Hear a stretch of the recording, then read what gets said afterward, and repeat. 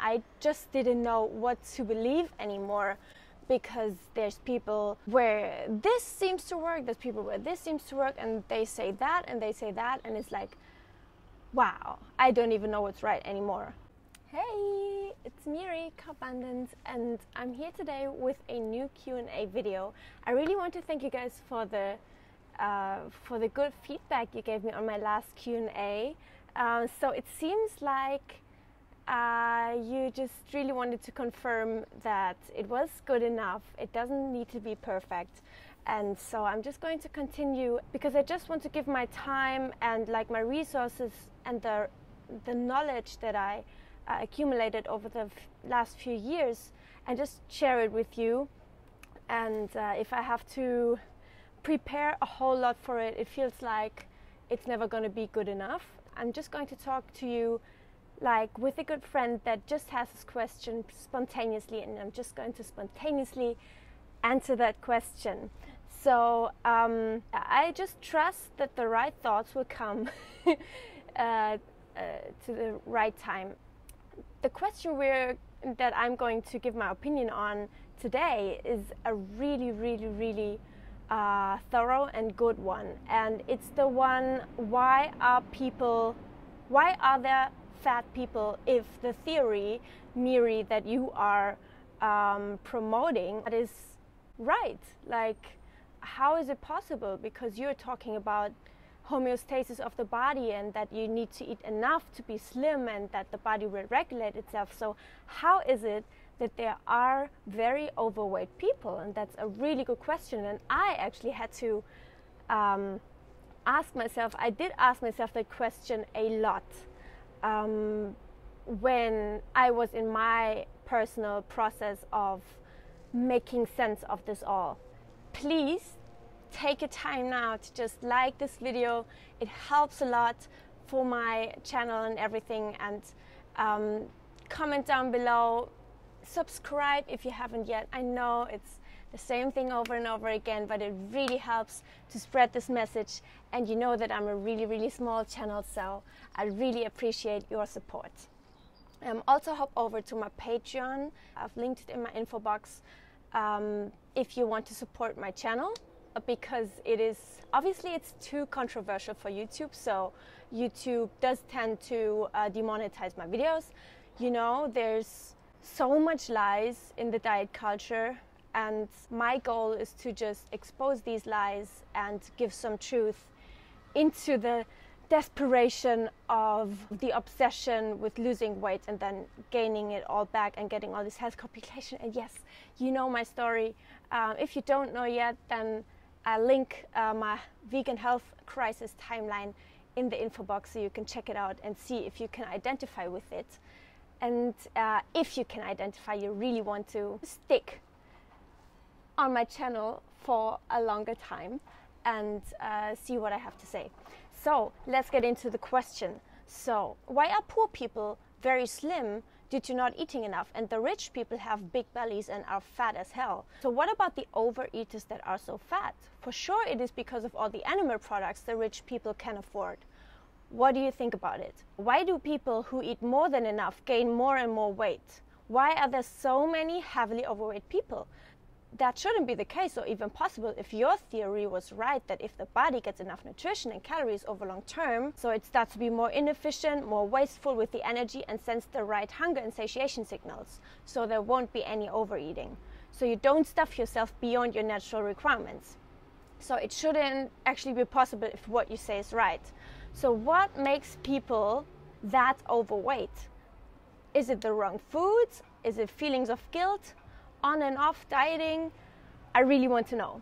So I really wanted to know as well when I was going through all of these data and information, and I just didn't know what to believe anymore, because there's people where this seems to work, there's people where this seems to work, and they say that and they say that, and it's like, wow, I don't even know what's right anymore. So first I want to say, how do we define overweight? For me, I define overweight as a weight that's a stress and a burden to the body to function at its best. So it actually hinders the body to function at its best.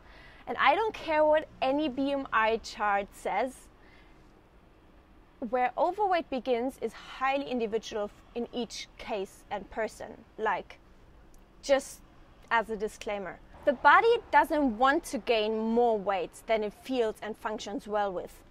It always strives for homeostasis, and it's extremely good at it. The problems of overweight arise when we disturb and alter the hormonal environment and responses to what we eat or expose ourselves to and how we live.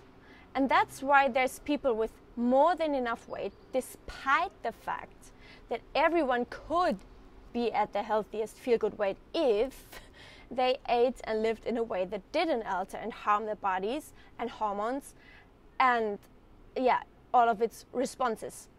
So what actually brings this hormonal environment out of whack? That's what we need to ask ourselves. We always need to consider the long-term effects. We always need to consider the sustainability of any weight loss or thing that we do with our body.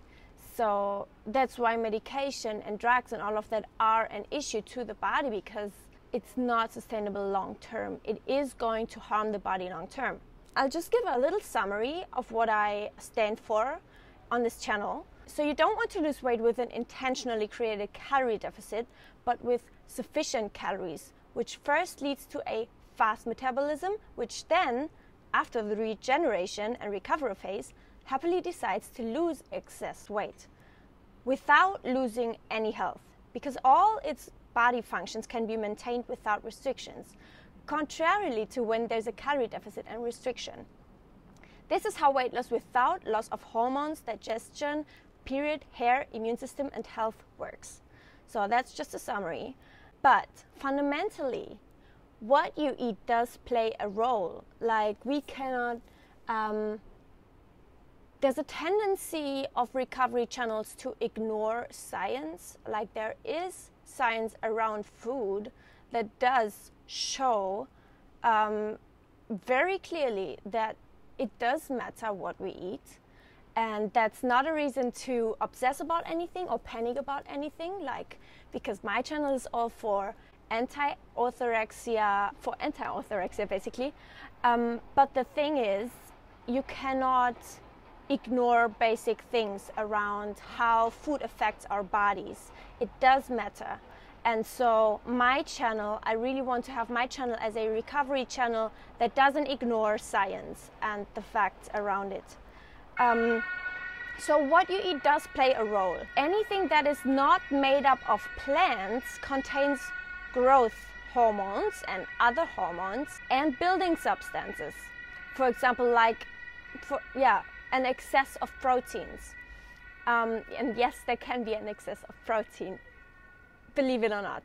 And these are naturally present in animal products.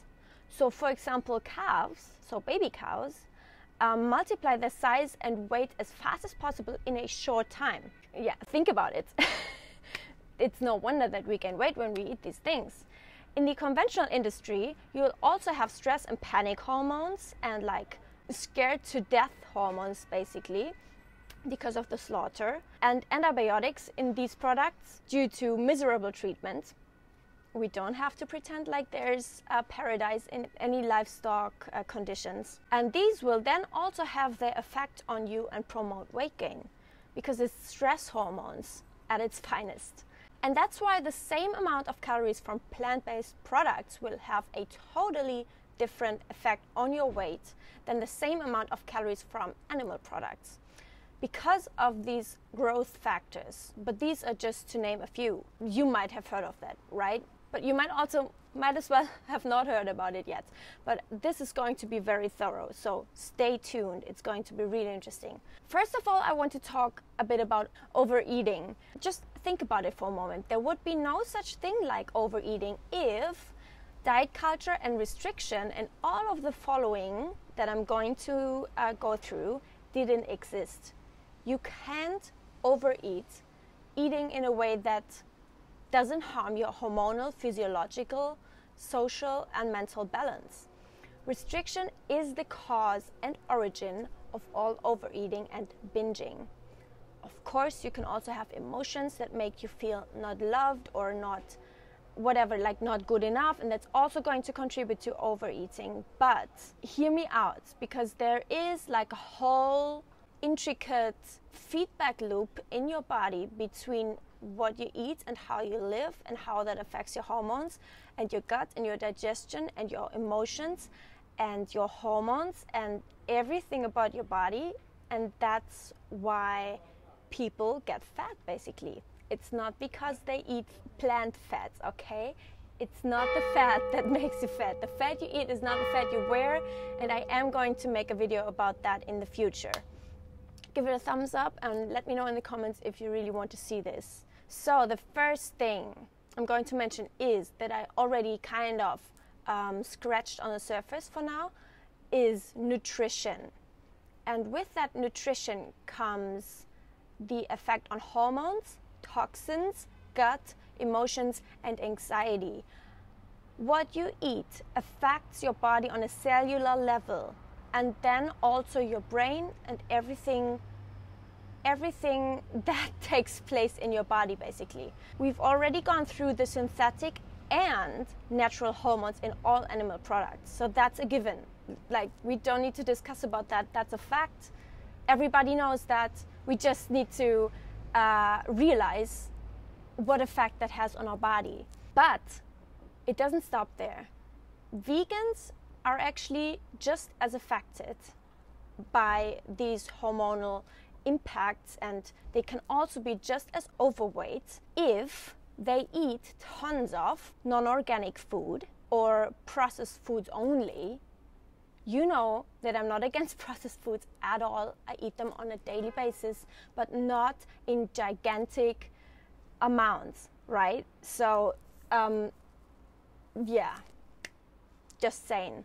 So there is a natural way of eating that nature intended for us, so we don't have to pretend like it doesn't matter what we eat, right? We just need to find a balance. We need to realize that a little bit of processed food on whole foods is not going to alter anything in our body to the negative. It's just like if we, took an orange and then press it with our fist and then drank the orange juice. That's actually processed foods, but it's not bad for us. Our body will know how to deal with these things. It is natural to a certain degree to eat processed foods. That's just how it is. For example, also coconut milk. You get what I'm saying. Don't take this as a reason to panic or obsess about eating whole foods, okay? I just want to make that clear.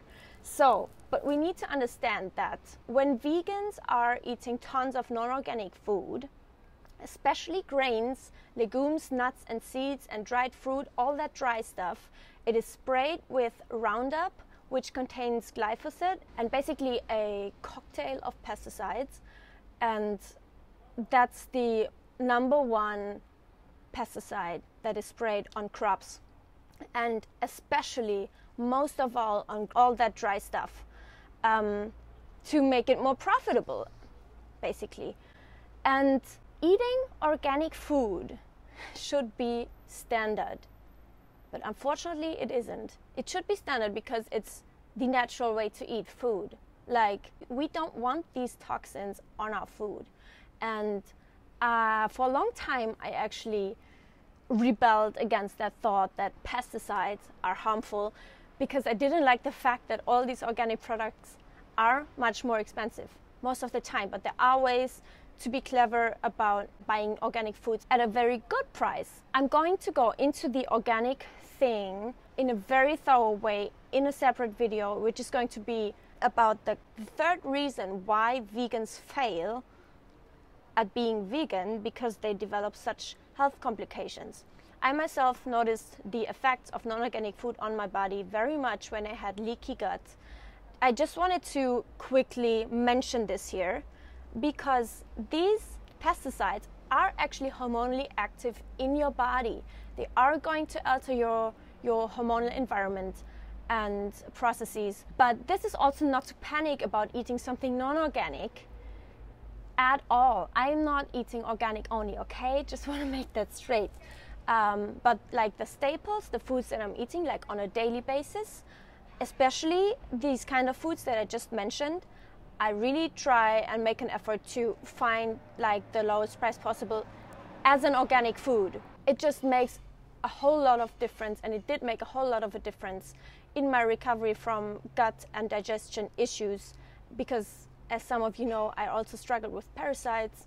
It was a really, really nasty time, and it's a really, really disgusting issue to most people. For me, I have no problem to talk about it, but let me know if you want me to talk about it on my channel. So the reason why non-organic foods are going to promote weight gain on a long-term basis is because they are having a hormonal effect on your body, and it is toxic to your body. It does make sense to think about if we want to buy that stuff and eat that stuff. As I said, I myself, I'm also eating non-organic foods. I don't stress about it at all. I just am aware that choosing organic on the majority of my food choices does make sense, is a good choice. And I am going to also share with you how it is possible for me to not let it be an expensive thing. If you have any gut or digestion issues, or also food intolerance issues, or allergies, or leaky gut, or like gut dysbiosis, whatever, I dealt with all of this myself.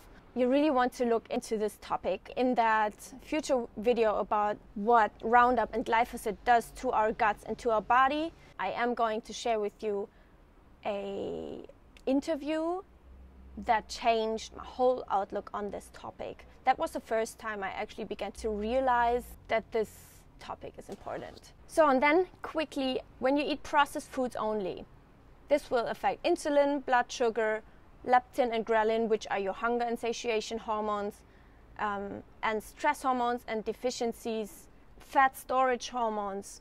Don't panic about eating processed foods at all, but be aware that eating processed foods only is going to have an effect on your physiological and hormonal responses that your body has to everything you expose yourself to. Also, if you are restricting and dieting on and off, every phase of a calorie deficit will heighten your weight set point, and you can lower that again by showing your body that there's enough food, by doing the opposite of a calorie deficit. So that was the nutrition part. Then we go to environmental. We have environmental pollution and toxins in the air and products we put on our skin and everything. It's basically about xenoestrogens. These xenoestrogens basically mean that these toxins that we have in our environment, also, you know, in like perfumes or deodorants or whatever products you have, that they have hormonally active substances and they act like estrogens in our body.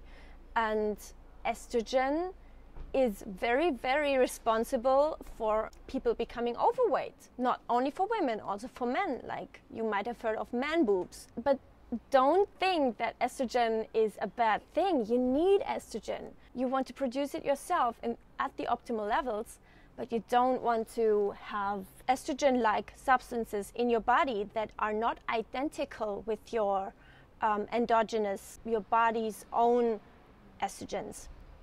Because the chemical structure of these xenoestrogens is different. It's not bioidentical with your own hormones, and that's what creates these side effects, and that's also how it alters hormonal responses. Hormones drive so much about overeating and not being able to know how much your body needs and to feel if you're hungry or not, or if you're satiated. It's all about the hormones, basically. And then also medication. Again, hormones, toxins, gut, anxiety. Yeah, primarily, I really want to mention here the pill, the birth control pill. You don't have a cycle on your pill. Don't think that you're getting your period on the pill. It's just a fake period. It doesn't have anything to do with ovulation. You don't want to take the pill if you want to be healthy long term.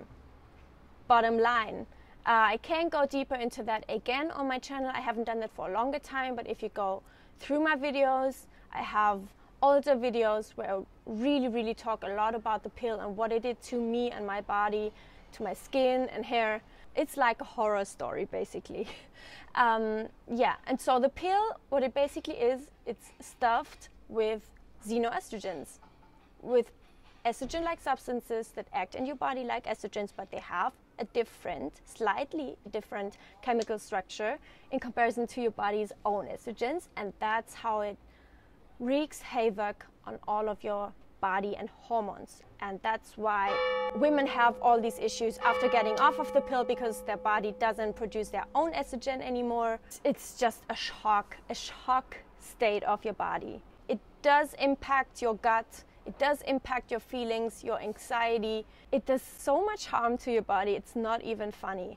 Yes, it has a good purpose. I don't say anything against that, but that doesn't change anything about the fact that it's toxic to your body. Just the way it is. Let me know if you want me to talk more about the topic of the pill on this channel. And then also medication in general. All medication is basically made to just temporarily treat the symptom and not the cause. The pharma industry wants you to not get completely healthy again, so you will buy all of the medication and keep buying it. And I know it sounds too negative and too simple, but just have a look at where the money goes and have a look at the side effects of your medication. And I'm not overgeneralizing here, but most of the medication that is out there is going to have a negative impact on your hormones. And everything that has a negative impact on your hormones is going to contribute to weight gain in the long term. You are dependent on your hormones for weight maintenance. That's also how some people can eat super little food and not lose an inch of their weight, because the hormones are regulating their bodies differently, and there are so many fat storage promoting hormones that your body deals with, and it's not in a happy place hormonally. So, and then last but really not least, stress. This kind of unites all of what I have been talking about now, because you might need to widen your horizon about what is a stress to your body. It doesn't matter what you personally think is stress to your body. What matters is what your body perceives as stress. And everything your body perceives as stress, meaning everything that elevates your body's stress hormones, is a stress to your body and affects your hormones, your gut and anxiety, your emotions. If you say you find it stressful or not, it also can be a positive stress. It also can be really exciting. I'm just going to name a few. First and foremost, dieting. Who would have thought? Yes, it is a huge stress to your body. You cannot pretend or think that a calorie deficit is going to be a joy for your body. The longer and the more severe, the more stressful, especially long term. Then adrenals. Stress always affects your adrenals and also your thyroid. These two are very intricately connected. There's feedback loops and everything. Everything is so intricate and so finely programmed and feedback looped if it comes to your hormones, that you really don't want to mess with this. And stress does have the tendency to mess with all of your hormones, because once you are in a stress, once your body perceives something as a stress, in your hormonal cascade, your body from some hormones, it makes other hormones, and in your hormonal cascade, it's going to prioritize some, like the stress hormones, and that is going to take away from your sex hormones, the hormones you really want to have at optimal level for weight maintenance. Sex hormones, estrogen, progesterone, testosterone. When you have too much stress, too much cortisol, too much insulin in your blood, you are going to experience a decrease of sex hormones, because the body will prioritize the production of these stress hormones. And for example, cortisol is made out of progesterone. The body can turn progesterone into cortisol from pregnenolone, which is the precursor to progesterone. And progesterone is the precursor to cortisol. And it's really fascinating. That's how many women have problems with the second half of the cycle with low progesterone or estrogen dominance, because their body experiences so much stress that the cortisol production is taking away from the progesterone production. And that's a problem. And then also it's going to affect thyroid, T3, T4, and TSH. And cortisol is not a villain. It's not a bad thing. We're talking about extremes. We're talking about too much of a good thing, okay? You need cortisol, but in the right amounts and at the right times. When cortisol is too high due to chronic stress, you can have temporary stress, and it's completely natural. And as long as it balances itself out again and you recover from that stress, it's not a problem. But chronic stress is the problem, and chronic stress is what is going to decrease your thyroid output, which is also why many people have thyroid issues and they think it's something about the thyroid, but it's actually a secondary thyroid issue, because most of the time, like dieting, like a calorie deficit, and or stress are what decreases your thyroid output. And the body intentionally decreases the thyroid because your body is not in a safe state. It's basically freaking out, and that's why your thyroid hormones are too low. Then gut issues, food intolerances, allergies, leaky gut, then sleep issues, insomnia, major stress. If you can't recover in the night, that's not good for your body to recover from any kind of stress. So you really want to sleep well. Let me know down below if you want me to talk about insomnia and sleep issues, because I have had a whole lot of problems with that as well when I had adrenal fatigue a few years ago. Then food issues, mental issues, big one.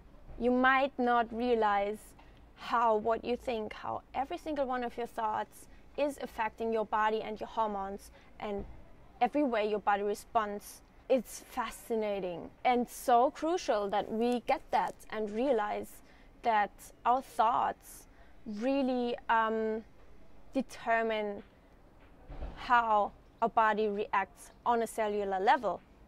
And also like the basic and tiniest restriction to food or anything, like anything we stress and obsess about or panic about or have anxiety about, is going to be a huge stress on your body and is going to have a hormonal impact. Then I can't emphasize this enough, over-exercise and under-recovery. Oh my gosh, I have made too many experiences with that one. You can look through my channel to hear me talk about it. Over-exercising is one of the biggest stresses you can expose your body to, especially women's bodies. Men's bodies do tend to be more resilient, but our bodies, women's bodies, are very sensitive to too much of a stress because we are designed to bear babies, and if our body does not feel in a safe environment, then it is going to shut down organs and also processes in the body that have to do with fertility and also weight and everything hormones. Like also just also our aesthetics and our emotions, they really depend on these hormones and on our cycle and ovulation functioning. Also bones, skeleton, yeah, kind of everything. So hormones that are usually out of whack and or too low or too high are like, yeah, just to name like some major ones. It's not only about those, but yeah, cortisol, adrenaline, and yeah, other adrenal hormones. These are the biggest stress hormones that you hear people talk about. Then insulin, the fat storage hormone. It's also not bad per se. Just, yeah, the way your body decides to respond to how you live and eat and all of that stuff. Then thyroid hormones, T3, T4, TSH, then estrogen or xenoestrogens, and then progesterone and testosterone. You really want all of these hormones at optimal levels for healthy weight loss and long-term weight maintenance. And they also follow a monthly, like for female, monthly cycle and rhythm, but also daily rhythm. You really want to have these daily rhythms, especially cortisol for energy and also good sleep. I can go into that as well. Just let me know what you want me to talk about. All of these things, when these things are not in place and not in order and balance, you are going to experience weight issues. But not only that, but also acne and hair loss and gut issues, like leaky gut, immune issues, food intolerances, allergies, etc., etc., etc. And also osteoporosis, bone and inflammation issues, and muscle imbalances and tendonitis. Everything with an itis at the end is affected by that. And yeah, just really for a second, realize how important your hormones are and how important it is to treat your body right and kind and honor it and love it and give it the things that it needs. And it starts by listening to your body and really tune into what it tells you, what it signals you, and not neglect one area of health. Like, of course, you want to lean on natural ways of living and eating, but also not neglect the social side and the mental side, and not get into this state of obsession about being as natural as possible. But so what is natural anyway? I have made a video about that. It's not natural to eat whole foods only. Bam. That really opened my eyes when I realized that. So to end all of this, your body's processes are regulated by hormones. You want them to be in optimal balance and at optimal levels. If there's only one thing you want to do for healthy and lifelong weight loss, then that's it. According to my experience, according to many experts, opinions and stands, then that's it. They regulate your emotions, your thoughts, your hunger, your weight, your organs, your energy, your immune system, everything. All of these things are also, again, impacting all of the other things. Like, once you are starting a hormonal response, these hormones are going to react with each other, and you know, they all have an effect on each other, and it's like so intricate, everything. Your system is really, really interwoven. And once you have blood sugar issues, once you have high cortisol, this has new problems. And you know what I mean. It's just, it all depends on each other, kind of. And that's why rich and maybe uneducated people can get overweight on animal products, on non-organic food, on processed food only, everything I just mentioned in this video: nutrition, environment, medication, stress, deficiencies, and then all the consequences enforce and enhance each other and create a whole new hormonal environment where it gets difficult for the body to maintain homeostasis, and that also applies to weight maintenance. So that's my take on all of that. So your body loves homeostasis, it loves to maintain homeostasis, it loves to maintain balance in everything, but there are things that can impact how easy or how difficult it is to do that. There are things that can hinder that, and that's how people are not able to maintain their weight eating as much as they like. So I hope that made sense. I really hope you enjoyed this video, you got something out of it. Please post below what the most eye-opening thing for you was. Let's motivate each other in the comments. Let me know if you like this. Please have a look on my Patreon page. I really would be really grateful about that. And I see you in my next video. Bye bye.